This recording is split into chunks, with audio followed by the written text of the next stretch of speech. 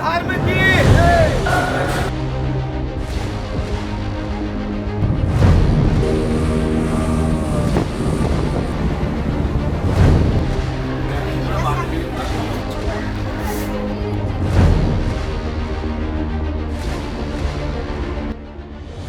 Hello friends, આઈ એમ RJ Patel અને આજે અમે પહોંચી ગયા છીએ દ્વારકા. અમે વડોદરાથી રાતે 10 વાગે નીકળ્યા હતા અને બીજા દિવસે સવારે 5:30 વાગે તો દ્વારકા પહોંચી ગયા. બહુ વહેલા પહોંચવાના કારણે અમે આટલા વાગે હોટલમાં ચેકિંગ મળે એવું નહોતું, તો અમે વિચાર્યું કે દ્વારકાધીશના દર્શન કરી લઈએ પહેલાં. એન્ડ દ્વારકા ટેમ્પલમાં ફોન અને કેમેરા કંઈ બી લઈ જવાનું અલાઉડ નથી, તો અમે પહેલાં તો ફોન કારમાં જ મૂકી દીધો અને દર્શન કરવા નીકળી ગયા. બાય ધ વે, ત્યાં લોકર્સની સુવિધા પણ છે, પણ લાઇનમાં બહુ ઊભું રહેવું ના પડે એટલે અમે કારમાં જ મૂકીને ગયા. સામે જે દેખાઈ રહ્યો છે એ સુદામા પુલ છે, જે અત્યારે બંધ છે. ગોમતી ઘાટ, જ્યાં ગોમતી નદી અરબી સમુદ્રને મળે છે, તેનું પોતાનું ઐતિહાસિક મહત્વ છે. એવું માનવામાં આવે છે કે આ ઘાટ અન્ય કોઈને નહીં પણ ભગવાન શ્રી કૃષ્ણએ પોતે બનાવ્યો હતો. યાત્રાળુઓ આ સ્થળની મુલાકાત માત્ર તેની શાંત સુંદરતા માટે જ નહીં, પરંતુ પ્રાચીન ધાર્મિક વિધિઓમાં ભાગ લેવા માટે પણ આવે છે, જે તેમને સદીઓની પરંપરા સાથે જોડે છે.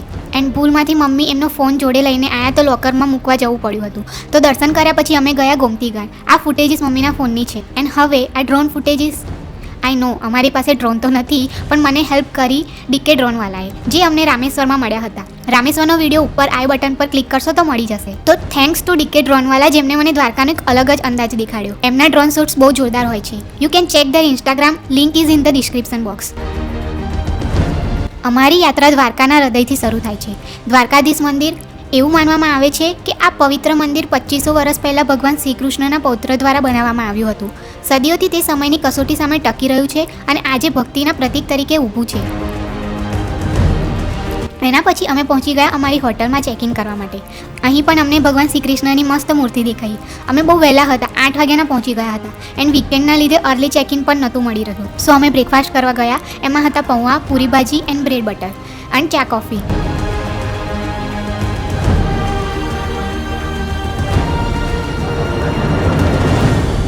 તો બ્રેકફાસ્ટ કરીને અમે વિચાર્યું કે નાગેશ્વર જ્યોતિર્લિંગ નજીક જ છે, તો અમે નીકળી ગયા નાગેશ્વર જવા માટે. નાગેશ્વર જ્યોતિર્લિંગ 12 પવિત્ર શિવ મંદિરમાંનું એક ગહન ઇતિહાસ ધરાવે છે.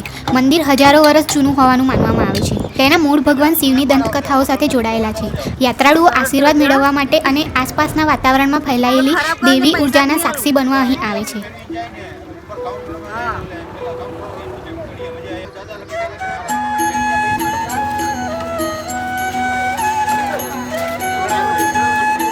करके भूतों की बारा भोले मतवाले पिए भांग के प्याले धर्म की अधर्म का.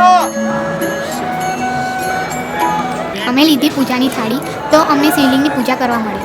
આ થાળી મને એક 600 રૂપીસની પડી. એન્ડ ધેન શિવલિંગની પૂજા કરવા માટે પર પર્સન 200 રૂપીસ પે કરવાના હતા. તો હું એન્ડ મમ્મી અંદર એકદમ મસ્ત શિવલિંગની પૂજા કરી. એના પછી બહાર છે શિવ અને પાર્વતીની મૂર્તિ. એના દર્શન કરીને અહીં હવન કુંડ હતું, ત્યાં દર્શન કર્યા. બાજુમાં આ છે ગોપી તળાવ એન્ડ મસ્ત એવી ભગવાન ભોલેનાથની સ્ટેચ્યુ હતી. એના પછી ફાઇનલી અમે હોટલ પહોંચ્યા એન્ડ ચેકિંગ કર્યું. આ અમારો રૂમ છે. આખી રાતનો ઉજાગરો હતો એટલે થોડો આરામ કર્યો અને પછી ફ્રેશ થઈને અમે નીકળી ગયા શિવરાજપુર બીચ જવા માટે. શિવરાજપુર બીચની એન્ટ્રી માટે તમારે ટિકિટ લેવી પડશે. ટિકિટની પ્રાઇસ છે પર પર્સન 30 રૂપીસ. આ બીચ બ્લુ ફ્લેગ બીચ છે. શિવરાજપુર બીચનો બ્લુ ફ્લેગનો દરજ્જો પર્યાવરણ સંરક્ષણ અને ટકાઉ પ્રવાસન પ્રથાઓ પ્રત્યેની તેની પ્રતિબદ્ધતા દર્શાવે છે. સ્થાનિક સત્તાવાળાઓ અને પર્યાવરણીય જૂથો દ્વારા સખત દેખરેખ અને સંરક્ષણ પ્રયાસોને કારણે અહીંની પાણીની ગુણવત્તા અસાધારણ છે. આવા કુદરતી અજાયબીઓને સાચવવા માટે સમુદાયો કેવી રીતે ભેગા થાય છે તે જોવાનું ખરેખર પ્રેરણાદાયક છે.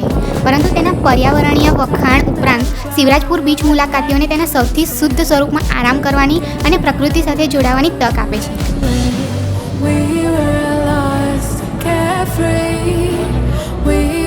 And let's not forget the aerial views. Shivrajpur beach જોવા જેવું છે.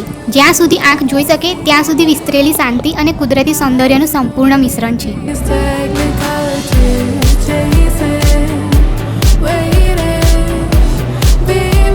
થોડો બીચ એક્સપ્લોર કર્યા પછી અમે વિચાર્યું સામેની સાઈડ બધા રાઇડ્સ એન્જોય કરે છે, તો અમે પણ નીકળી ગયા ત્યાં જવા માટે.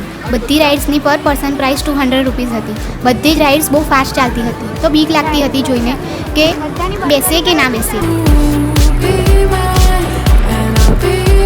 એટલામાં તો અમને ફૂડ જંકશન દેખાયું, તો વિચાર્યું કે પહેલાં કંઈક ખાઈ લઈએ. તો પહેલાં તો નાળિયેર પાણી પીધું, પછી ઓર્ડર કરી મેગી એન્ડ હવે નીકળી ગયા વોક કરવા. અહીં બીચ ઉપર નાહ્યા પછી તમને ક્લીન પાણીથી નાહવાની પણ વ્યવસ્થા છે અને ચેન્જિંગ રૂમ્સ પણ અવેલેબલ છે. ઊંટ મળી ગયો તો થોડું એની જોડે પણ ફોટોગ્રાફી કરી લીધી.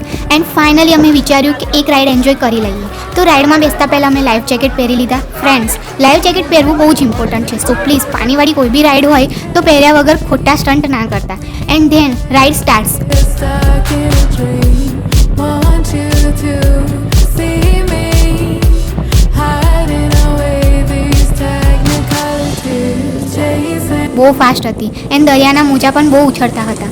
તો અમે તો ટાઈટ પકડીને બેઠા હતા. બટ મજા આવી ઓવરઓલ રાઈડ એન્જોય કરવાની. હું લાઈફમાં ફર્સ્ટ ટાઈમ આવી કોઈ રાઈડમાં બેઠી હતી. થ્રિલ જેવું લાગ્યું થોડું. રાઈડ એન્જોય કરીને અમે એક સબસ્ક્રાઈબર વધાર્યો. બીચ એન્જોય કરીને અમે નીકળી ગયા ડિનર કરવા. તો ડિનર કરીને હોટલ જઈને સૂઈ ગયા. એન્ડ બીજા દિવસે સવારે અમે નીકળી ગયા રૂકમણી દેવી ટેમ્પલ જવા માટે.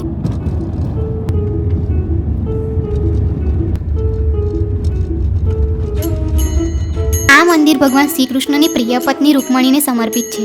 જટિલ કોતરણી અને સ્થાપત્ય પ્રેમ અને ભક્તિની વાર્તાઓ કહે છે, જે સમયના કોરિડોરમાંથી પડઘાતી હોય છે.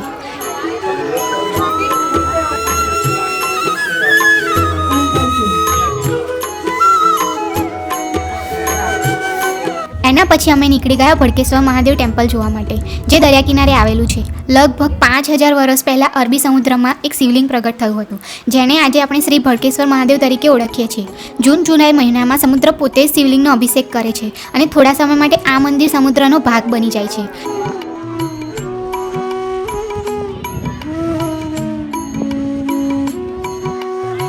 ભડકેશ્વર મહાદેવ મંદિરના સ્થાનને કારણે સ્થળ દ્વારકાના દરિયાકાંઠાનું મનોહર દ્રશ્ય પ્રદાન કરે છે. મહાશિવરાત્રિના દિવસે અહીં મહેલમાં મેળો ભરાય છે, જ્યારે ભગવાન શિવને આદર આપવા હજારો લોકો ઉમટી પડે છે. તો આ હતું દ્વારકા. એન્ડ હા, એક મેઇન પ્લેસ તો રહી ગયું બેટ દ્વારકા, બટ તમે આવો ત્યારે જરૂરથી જજો. તો અમે હવે નીકળી ગયા છે સોમનાથ જવા માટે. તો મળીએ છીએ નેક્સ્ટ વિડીયોમાં. Till then keep exploring, keep smiling. By.